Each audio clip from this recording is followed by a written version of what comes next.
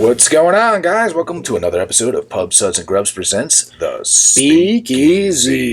What is going on? Hello, John. How was your week? Good, man. Can't complain. Yours? Right. Can't complain as well. Good. Yeah, Good. yeah. We're living, we're breathing, and we got a cold beer in front of us, so that's even better right now. So another day, another dollar of having a beer. Yeah. So what do we have here, bud? All right. So we're keeping up with the upstate New York breweries, right? The Hudson Valley. We have a Drowned Lands, voted one of the top new breweries in the Hudson Valley. Cool.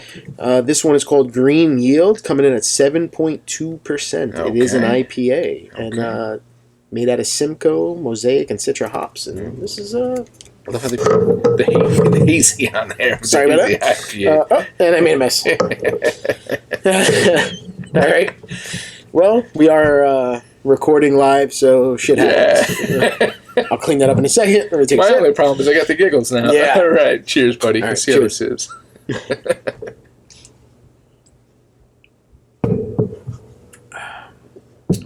That's good, man. Yeah, it is good, man. That's a good solid beer. Yeah, definitely solid beer. So Drowned Lands is that's a good brewery, dude. That's a good spot. Yeah. Oh, It's a nice spot. I mean, it's crazy. They have like this, all this stuff. it's loud, right? Yeah. Can you guys hear that? No, it's fine. It's fine. I come clean your table. I told you not to worry about it. I come clean your table. John's messy. Yeah. Yeah. So Drowned Lands is a good spot. Yeah. Right. Very open if you're sitting outside, right?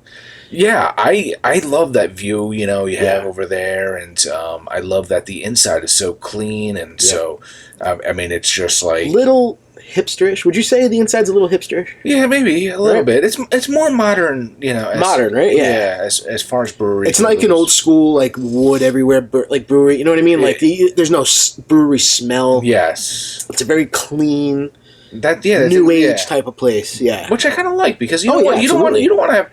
I mean, you don't want your breweries to be cookie cutter where you're going to the same thing every time. Otherwise, it's just whatever. I mean, part of the way a brewery looks and how it feels and that whole experience, and the ambiance and all that stuff. Part of the experience. Yeah, that is part of the experience.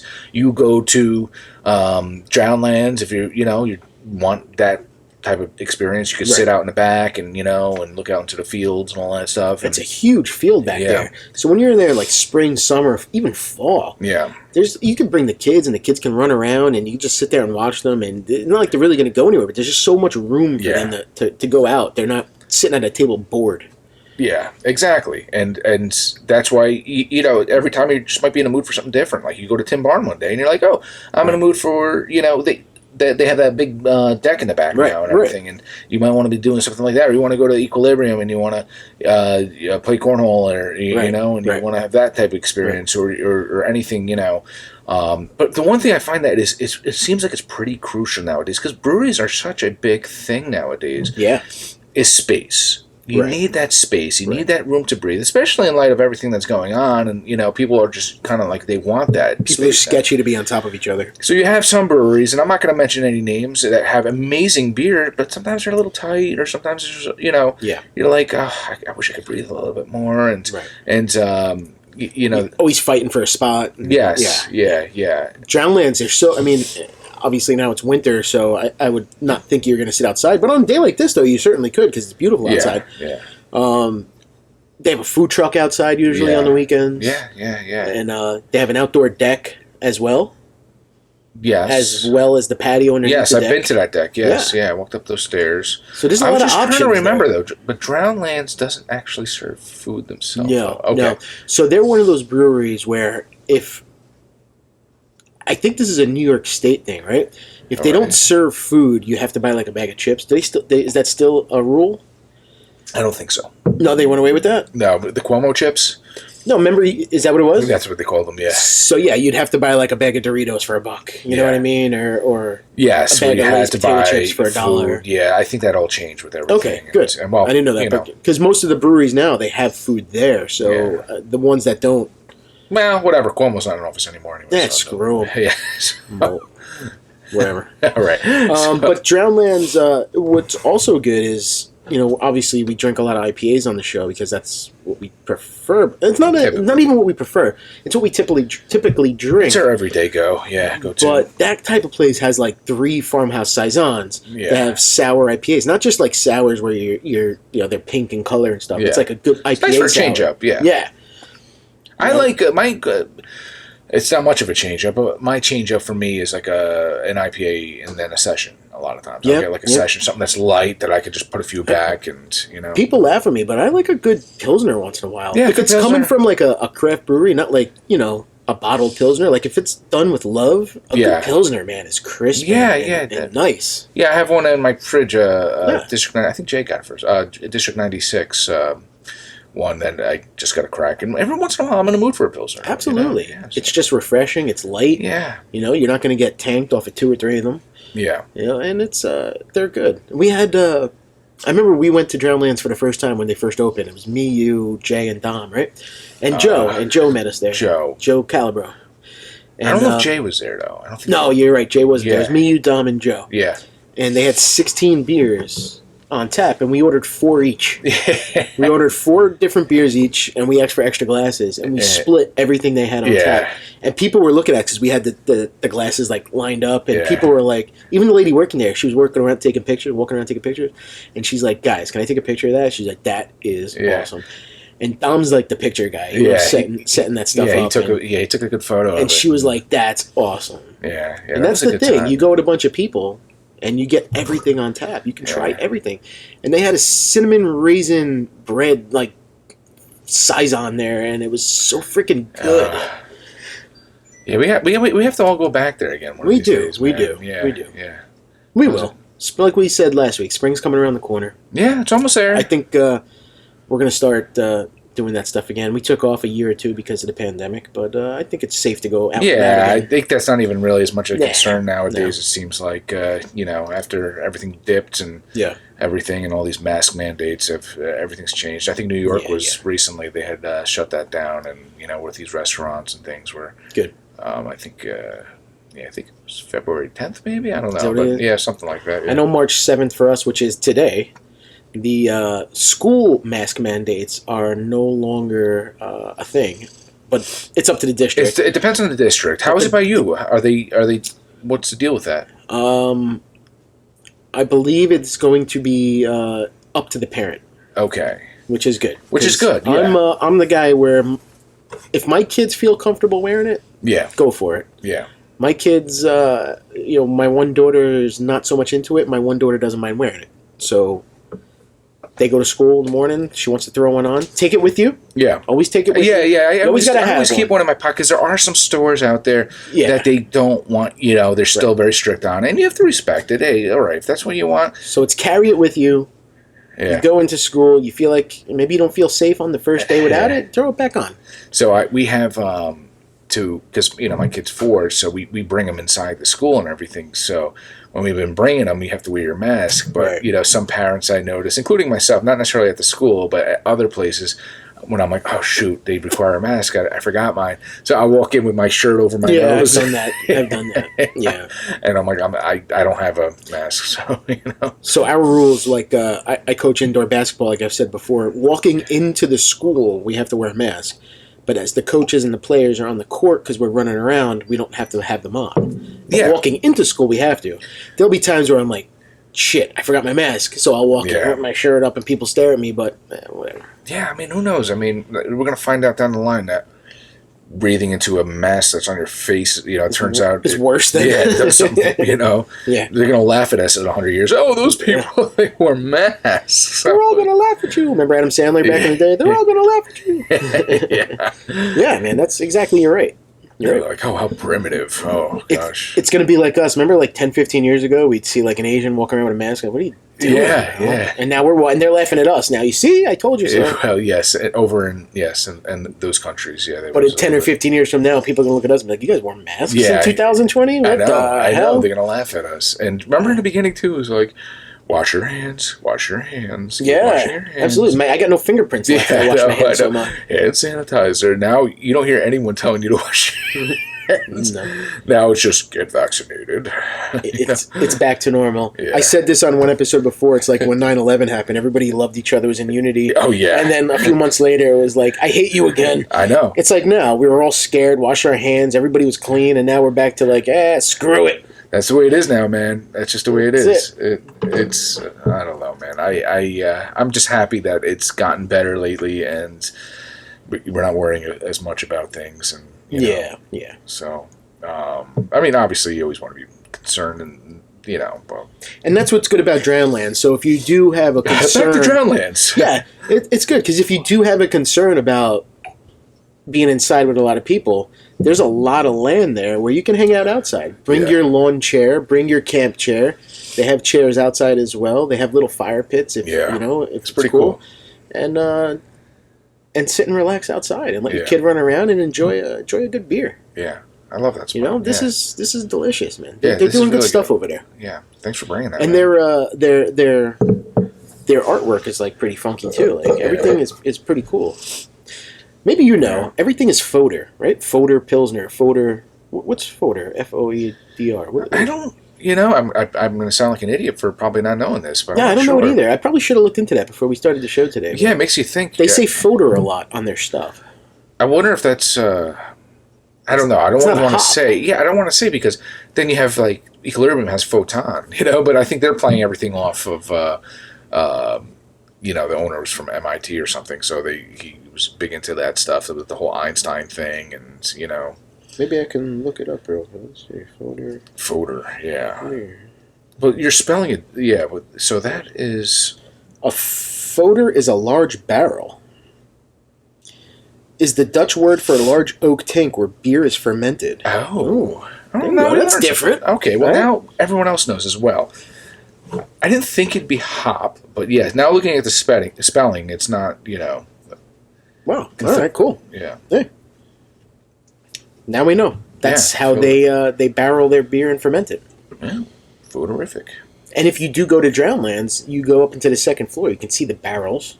Yeah. And where they brew. And it's actually cool. A picturesque Picturesque. place. Yes. Is it very photogenic? Yeah, photogenic. That's probably an easier word to say. And our buddy Dom's there a lot, and he takes some cool pictures. Yeah, I've seen some good ones he's done. So shout out Drowned Lands. Cheers, man. Doing good stuff in the Hudson Valley. Not too far away, about an hour from North Jersey. And do you find that check it out? Some of these breweries get different crowds. Like you were mentioning that, though. You mentioned like it seemed a little hipster at Drowned Lands and everything. Do you find that it's that it's what different crowds and stuff? Or? Yeah. I feel like when I go to Drowned Lands, I feel like there's a younger crowd than if I go to like Tin Barn. I feel like it's an older crowd. Yeah. Right down the road. Yeah, I think I agree. And Equilibrium's kind of middle ground, maybe a little bit of both. Maybe I don't know. Yeah, I think Equilibrium's a little bit of both. Yeah. I see, as far as we go to a lot more breweries than we're Jersey guys talking about. We're talking about New York breweries. Yeah.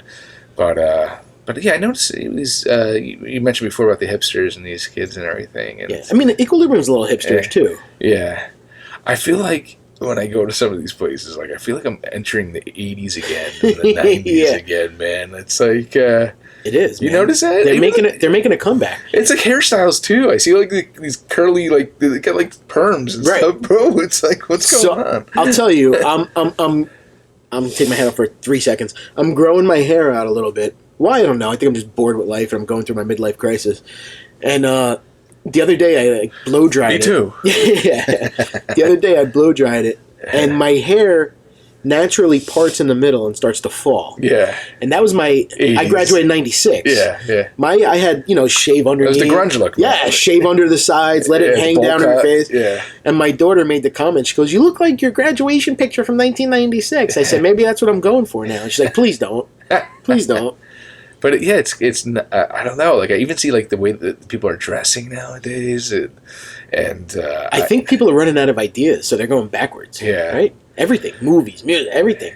My daughter bought an ET shirt. I'm like, "Did you even watch the movie?"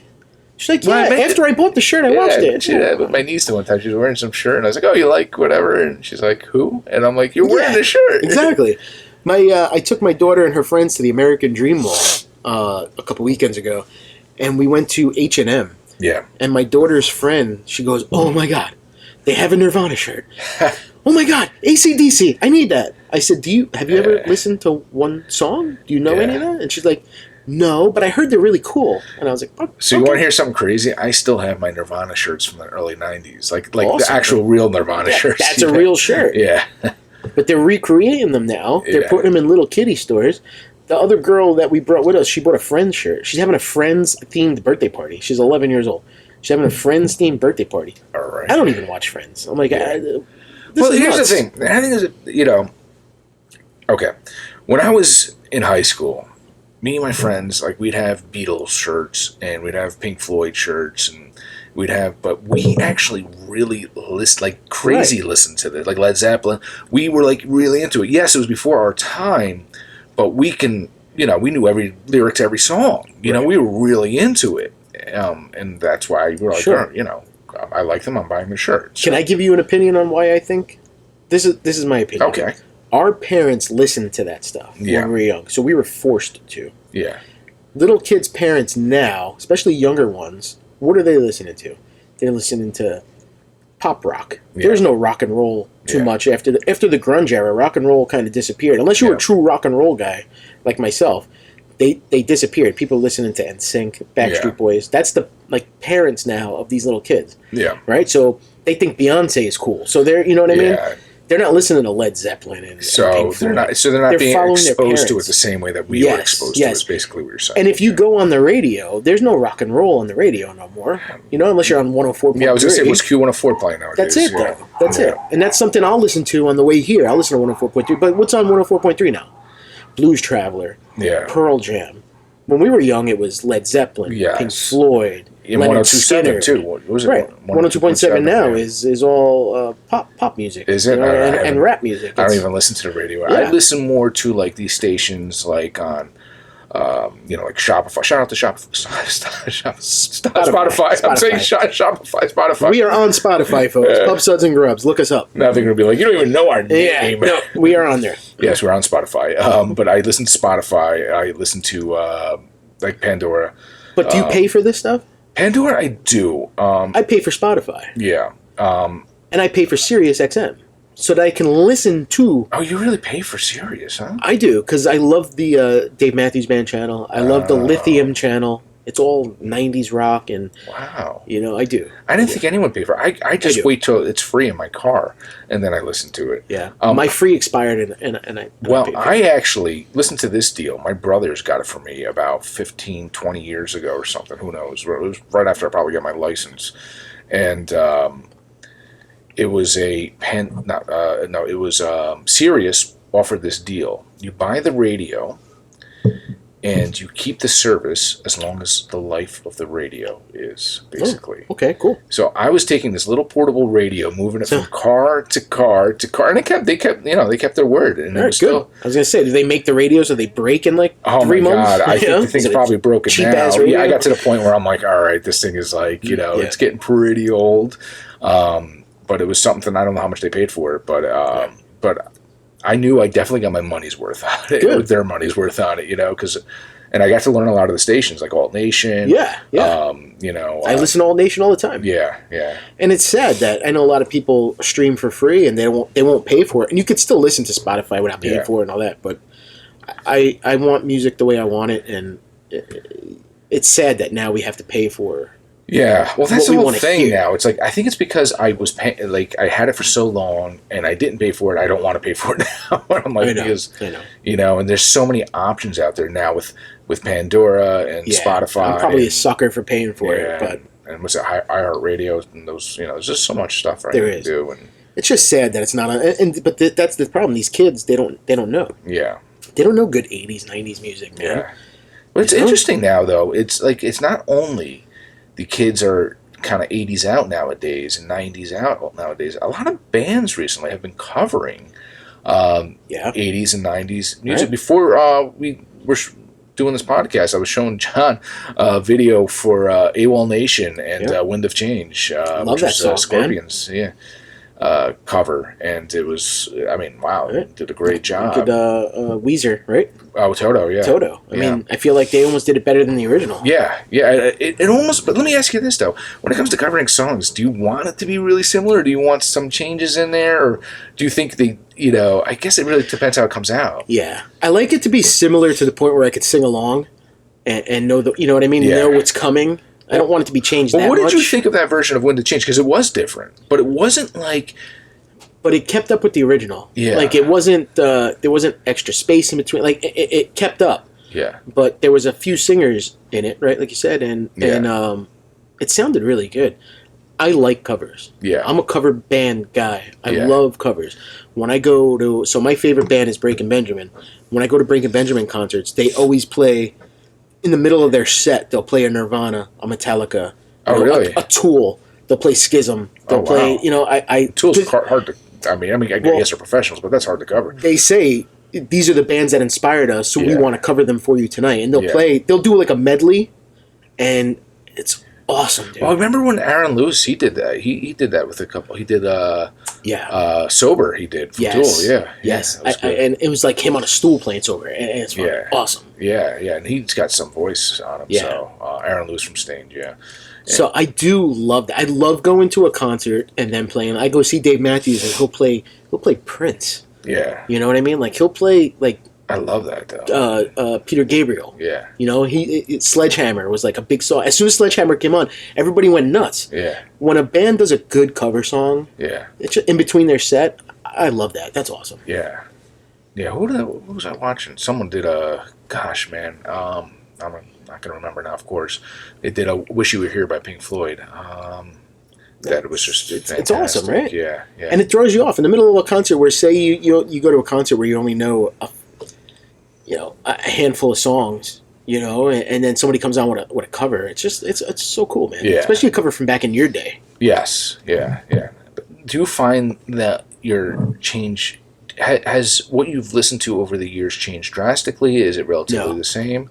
I'm exactly the same. You're a little bit different than me. Yeah, I'm the same. Because back in the early 90s, for me, it was like Nirvana and your Pearl Jams, all your Seattle bands and everything, and me too. And then but then it went into like I went through a dark phase, I guess you could say. It was in a lot of like Korn, and that's when I eventually got into like Tool and in the mid 90s and stuff, and then I started listening to all that, but then I felt like a lot of that music took me to a place I didn't want to be. I felt like it made me depressed sometimes, especially Korn. Korn, that guy, he was a little deep with things and very, and it got to a point where I just started to say, I just want to listen to happy music, things that they're going to cheer me up a little bit more. And your music genre changes. Yes. I've noticed that. Yeah. A lot. It goes with my mood. It goes with the time. It goes with, and I.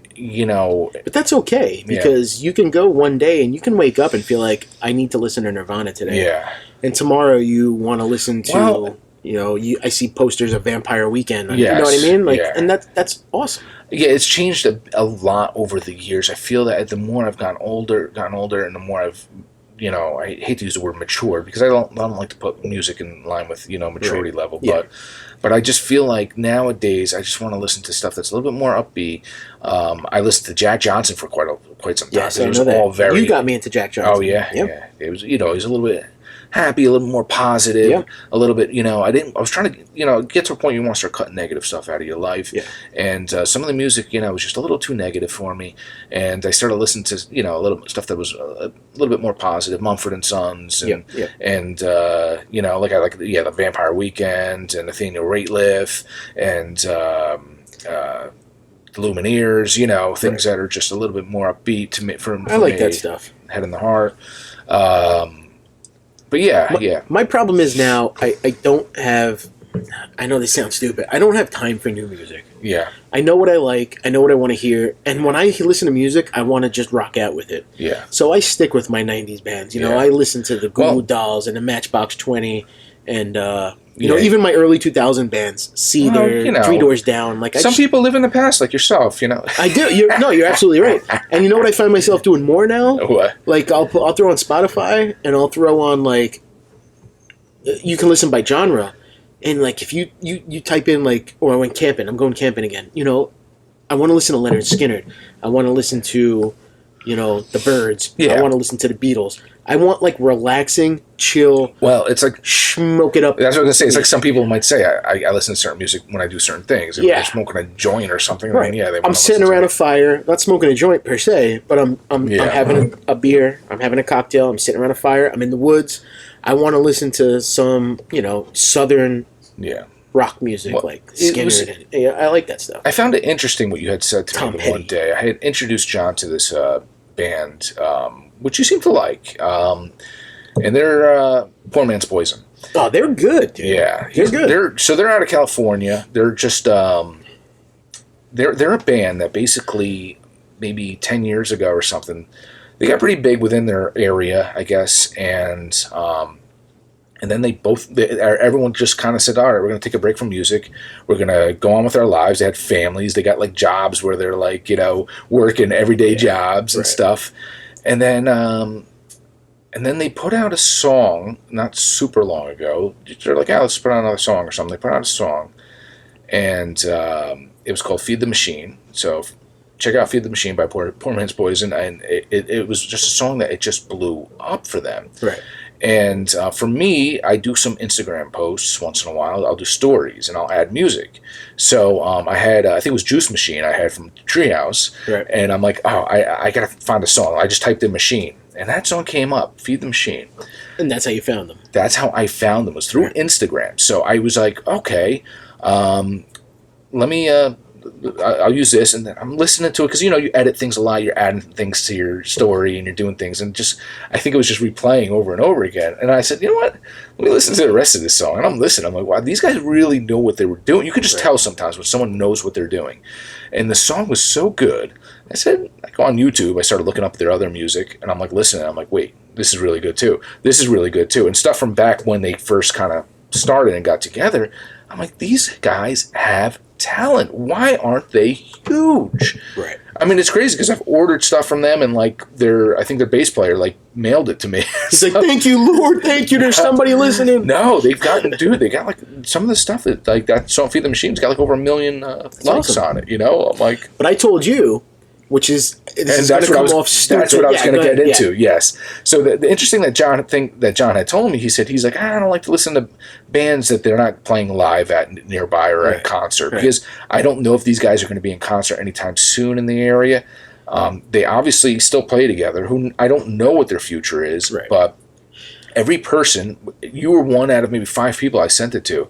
Every person was like, wow, these guys really are good. You know, I'll get texts once in a while, dude, I'm listening to my car right now. This song is freaking amazing, you know? Right. And it's like, basically their genre is like, I guess, they're a little all over the place, I guess, which is probably why I like them. It's a little bit... they can go folk. Yeah, they can go folk. They can go a little bit... obviously rock and roll. I don't want to say country. You know, I would say it's like that some of the songs are like a little bit border folk country, but then they have songs with they have a mandolin in the band, so they're you know, and they a little rock, some of it like I feel like his voice sounds like Aaron Lewis a little bit too, like him stand, and they'll play some. I think they had some hand in reggae in the past, so some of the songs are actually a little reggae-esque. Listen, music plays a big part of my life. Yeah, and mine too. We've been to so many concerts together. I love music, man. My moods, you know, I went through a dark side, you know, a time for myself, depression, and music is a huge part of my life. Yeah. I love to sing. I love to rock out when nobody's looking. I love to rock out when people are watching. I don't care. Yeah. I love music, and my moods change with my music. Yeah. And I'm very loyal to bands that I love. Yeah. I'll never stop listening. But I know how I am, and if I start listening to a band I really like, I want to go see them. Yeah. And if I can't see you live, I'm like, you know what? Screw it. I'm not going to put my heart into you if I can't go watch you. I like the opportunity to see it live, but I find that I've been going to less and less concerts nowadays. Yeah, I'm still the same. I go as much as I can. I don't, well, especially with the kid, it's, you know, babysitter, stuff like that's hard to find, you know, but... I don't go as many, so I'm okay with actually just listening to stuff on the radio. Yeah. Plus, you know, concerts these days, I feel like there's more and more fees with all these things, you know? It's so expensive. God, it's ridiculous. Let me tell you. So, all right, My favorite band, and this is another thing. So my favorite band is called Breaking Benjamin. I don't know if anybody's ever heard of them. The tattoo is on my arm. Like, that's how much I love them. Their songs just, I don't know. There's something about them that resonate with me that I'm just like, I love this band. So the first time I saw them, my wife, it's the same night my wife told me she was pregnant with my kids. Oh, wow. We went to go see them, and we were watching them and Three Doors Down, and she goes, we're pregnant, blah, blah, and I was like, this is the greatest night of my life. They played at my, and it was so good. I see them 2 to 3 times per year. Yeah. Whenever they come around to my area, I see them. I've seen them over 20 times. I was going to say, do you know how many times you've seen them? Over 20 times. And your wife's a fan too? She is. She's starting to get... Nobody else likes them, so she's starting to... Nobody else knows who they are, so she's starting to get a little sick of me dragging her places. Right. But I tell her... I mean, listen, I've seen them with you in concert before. Yeah, but I tell them, listen, they can break up tomorrow and never see them again. I feel like I have to take every opportunity to watch them now while they're still around. Because they did break up for a while. The lead singer took on a new band, and they did break up for a little bit. Yeah. So what if I never... Like, this band, I love them. What if they never play again? Yeah. Right? It sounds stupid. Whatever. It's how I think. I bought tickets, so I'm going to go with my buddy Joe. Okay. So a couple years ago, I took my buddy Joe in Atlantic City, and I said, come watch this band with me. Yeah. My wife's not going to Atlantic City. You love Atlantic City. Let's go. Come watch this band with me. He actually had free tickets for his comps. So he's like, let's go. He's like, dude, that was a great concert. They did some kind of Star Wars thing. He's our buddy Joe Calabro's a big Star Wars fan. Yeah, yeah. They did a Star Wars thing. He's like, this is awesome. So they're coming around again at the Borgata in April. So he's like, I got free rooms. So I said, I'll buy the tickets. You get the rooms. We'll bring the wives. The wives can do whatever they want to do. I mean, you're at the show. And so I went online. I bought the tickets. $60 for a ticket. Yeah. That's not too bad. Yeah. It's standing room only, which... Right. 2 tickets, $60 each. Bro, the fees. Oh, my God. What the frig is a convenience charge? Yeah. That was more than what the goddamn ticket is. It sounds like more of an inconvenience charge. Exactly. What's convenient? What is the convenience? And tax? Do you know that they charge you tax for concert tickets now? Was that always a thing? I would think it was. I mean, they tax everything. It's not like you're buying food. But you're paying tax on the fees as well. Or clothes. What is it that they don't tax? I forget. There's a convenience fee, a service fee, and then you're paying tax on top of those fees. Yeah. And it's bullshit. Yeah. 2 $60 tickets cost me almost $200. And they tax you on those fees too, though? On the fees. That's unbelievable. $200 for 2 tickets that were $60 each. Yeah, that's ridiculous. $80 in fees and taxes. Well, did you ever sell something on StubHub before? You see all the charges. You're better off giving your tickets away half the time. Yeah. Right. Oh. So I'm gonna go see Breaking Benjamin. Yeah. I'll pay top dollar. Man. One day I told my wife I want to do the like a VIP thing. I'd love to meet these guys. Can I tell you what I did over the summer? Wait. So we're gonna do another beer. And real quick, this beer is one that we got from our... I think I got that from Dom. And it's a small one, so we said, let's throw this into the mix today. This is a Treehouse Haze, which usually you don't see them this small. Yeah. But we're like, you know what? Because it's small, let's throw it in real quick because we're thirsty. Why is it small? Let's talk about this in a minute. I'm just going to pour it, and I just want to say something real quick. Yeah, go ahead. I'm gonna sound like a psychotic person. Oh. So the lead singer of the band that I love he's from New Jersey. And he lives down in Ocean City. Did you drive by his house, his old house? I did. Oh, God. I looked up where he lived in Ocean City, Maryland. In the fall, me and my wife and the kids went to Cape May. And I was like, let's just drive by. If he's home, I'll just drive by. I'll be like, hey. If he's outside, hey, wait, who are you? I know you. Yeah. Maybe we can show you how to pour a beer, too. You gave me a full glass and you gave yourself You know what? This can is so small. I was thinking in my head that... once I saw it, I'm like, John, you realize this is a small can. Yeah. But All right. Well, anyway. All right. So this is Treehouse, right? This is the one of the meccas of breweries on the East Coast. You know what I just saw today? Posted, or was it today? No, it was last week actually. I think it was today. They had posted something about bourbon. They're doing bourbon now, and bourbon. Not like a bourbon barreled beer. No, they're doing bourbon. Yeah, they're like actually have a little distilling operation going on and stuff. So I thought that was pretty cool. I was like, oh, these guys You ever been up there? No, I haven't. No. I'd love to. Yeah. I mean, they're as far as beer goes. I mean, we've said this before because we've had, we've talked about their stuff before. Like they're solid. Top of the top, right? Yeah. So road trip.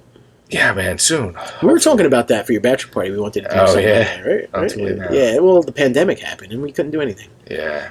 So, all right, Treehouse. This is Haze. Why is it so small? I don't know. They make big things. They make big ones. I'm sure Don would know the answer to it, but yeah, I'm not sure why it was so small. Right. But it's a cool can. I might have to keep that one day. Yeah. Oh, hey. Cheers, bud. Sometimes good things come in small packages. Cheers. Crickets.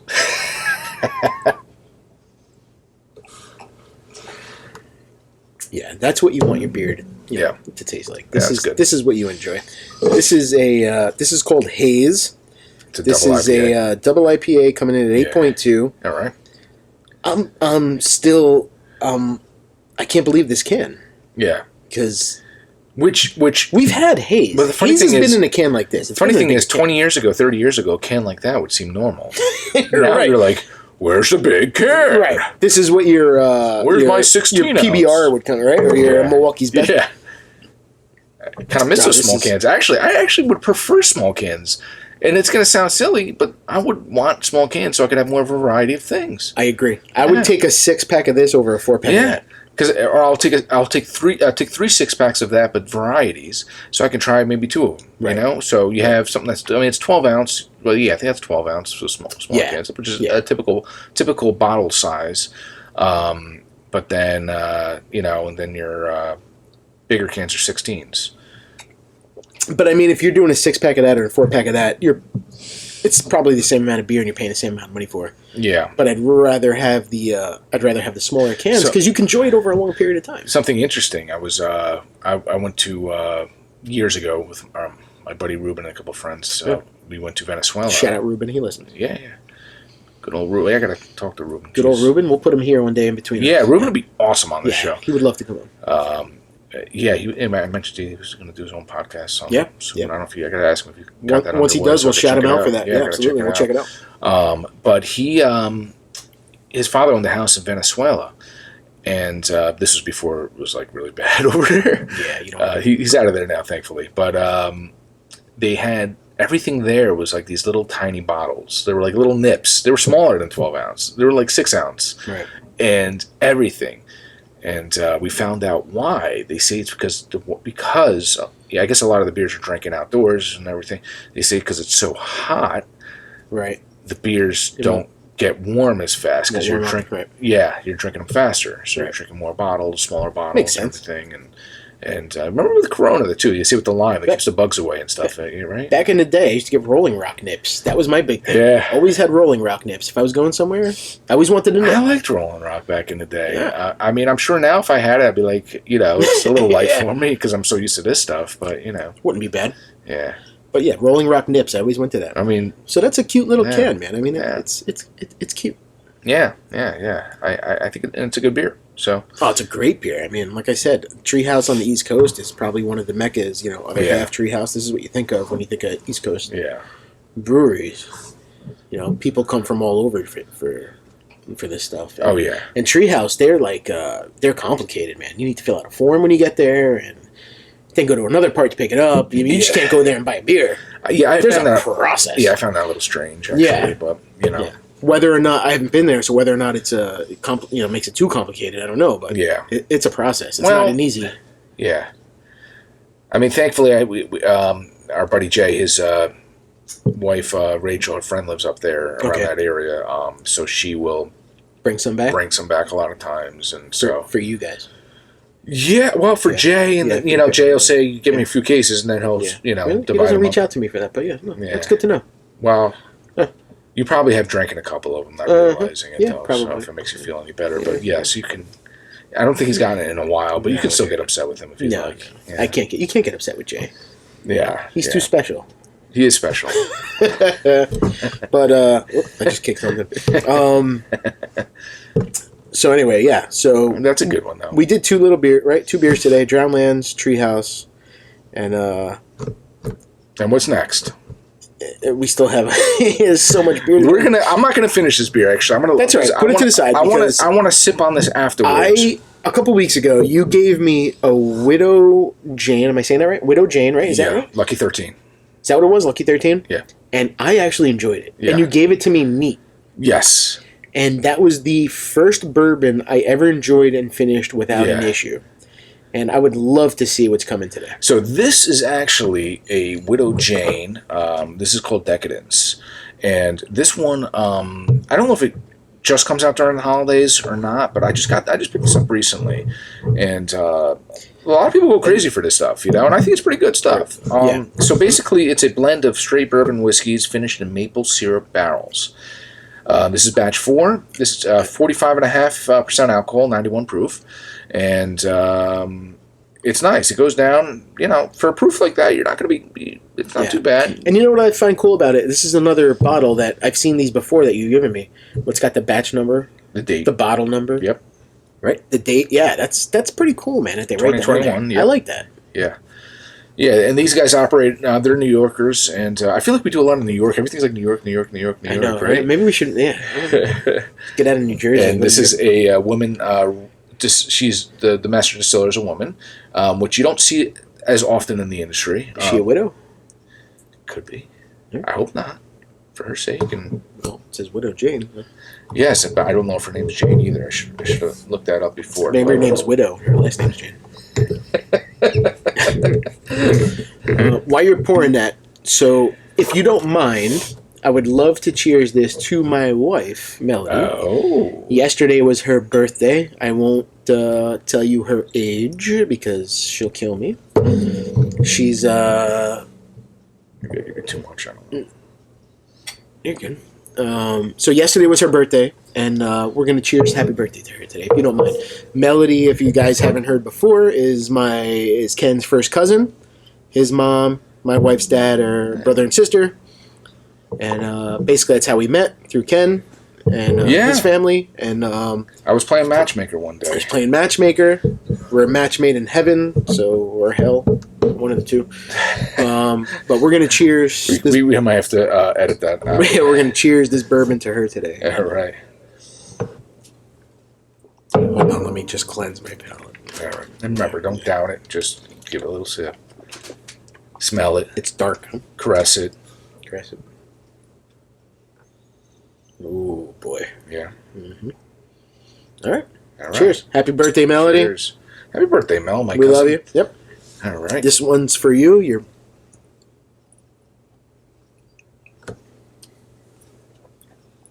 I think you might like that one. I think you're right. Yeah. I like that a lot. Yeah. Good luck trying to find a bottle.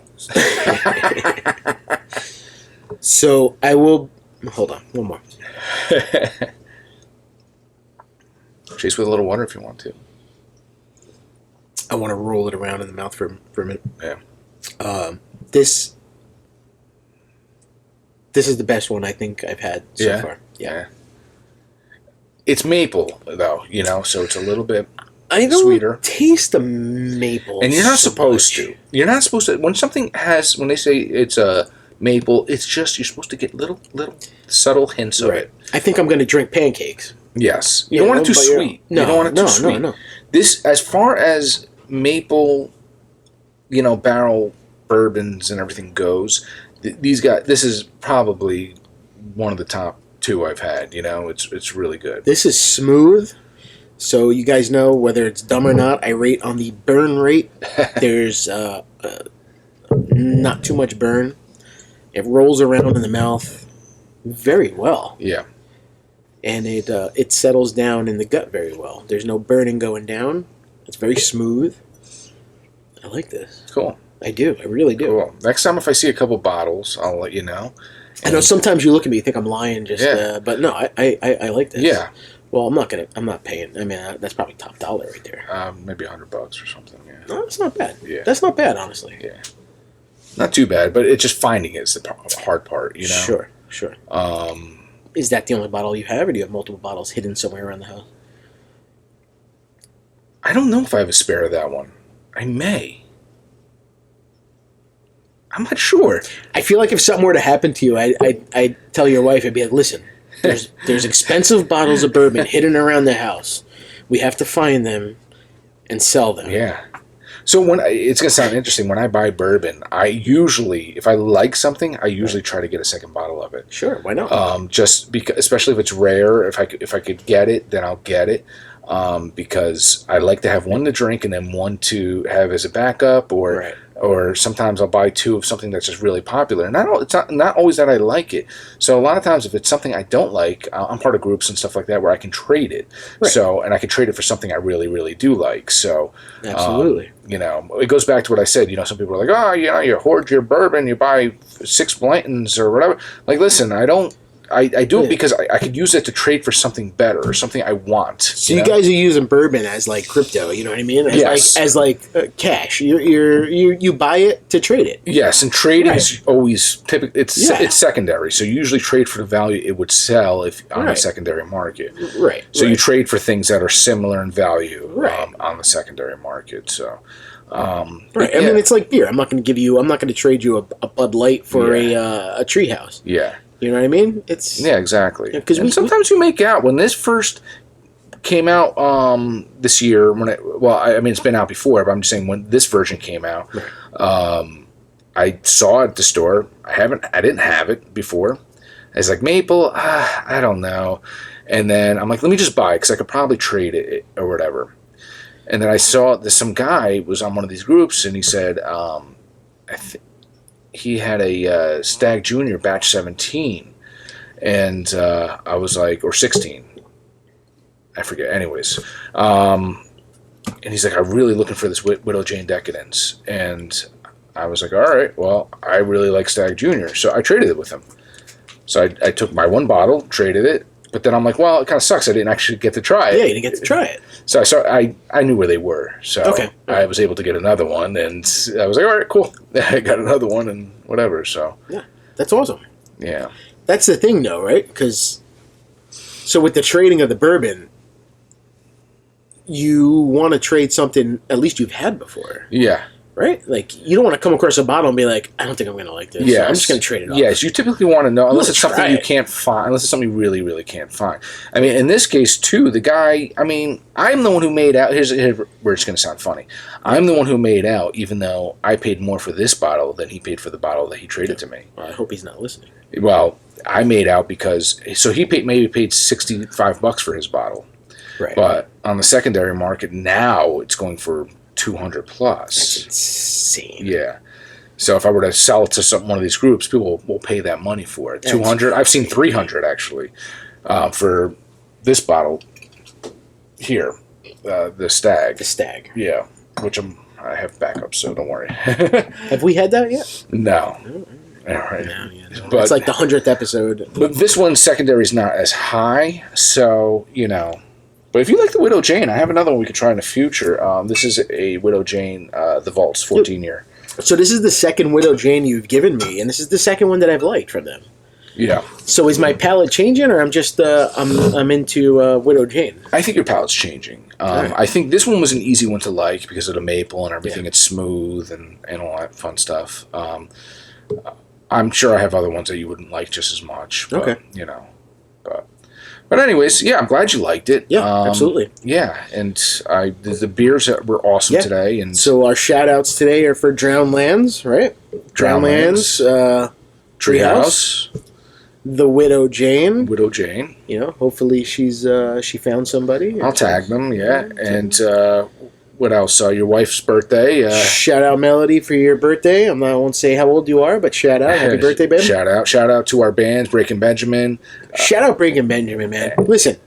I'm going to say this a little louder. Shout out Poor Man's Poison. Shout out Poor Man's Poison, man. I'm joking. Absolutely, no. Because they're someone you guys got to... Listen. Breaking Benjamin has a little bit of because they have a following. They have a following. They have a big following. Yeah. And these guys, to me, seem a little bit newer, and I'd like to give them a little of that push, Guys, listen, even if you're not into that type of music, check out Poor Man's Poison. Check out Breaking Benjamin. Breaking Benjamin's constantly putting out new music and touring.